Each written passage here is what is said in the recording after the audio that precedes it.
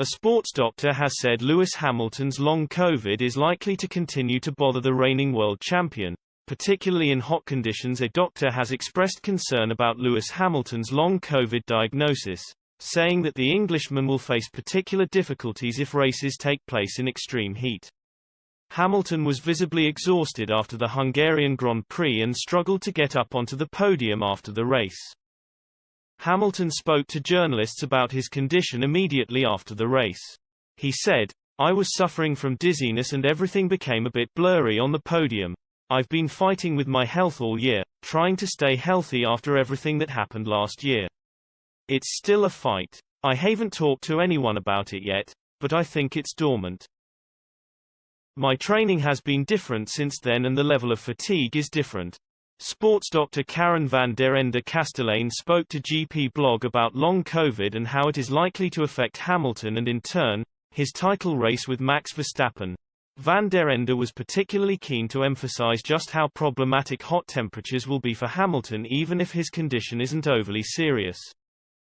He said, "It has been very hot there, so if he indeed has long COVID, it does not have to be a serious condition for it to cause problems. If you also see the level at which he performs, to get to such a performance you just have to be 100%. If you are a few percent less, then you already notice it of course. But it could be that he has an autonomous dysfunction with long COVID. In a race like that, that will only be exacerbated and the symptoms can then be expressed. Autonomous dysfunction is the deregulation of the nervous system which subsequently causes problems with blood pressure. Such an issue can cause dizziness, particularly when suffered in high heat or if Hamilton is dehydrated, which he would be after a full F1 race where drivers can lose 3 liters of water in just a couple of hours. Part of what makes long COVID so difficult to deal with is its relatively new nature and the lack of scientific knowledge with regards to how best to treat it.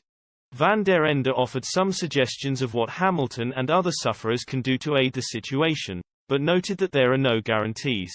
He said, "You can't make it better with a pill. Patients should above all drink enough and eat more salt than average. Furthermore, they should lie down as little as possible, because getting up often causes immediate complaints.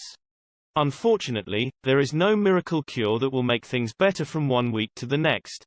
Hamilton is using F1's 3-week mid-season break to rest more than usual as he hopes to be in better shape when the sport returns.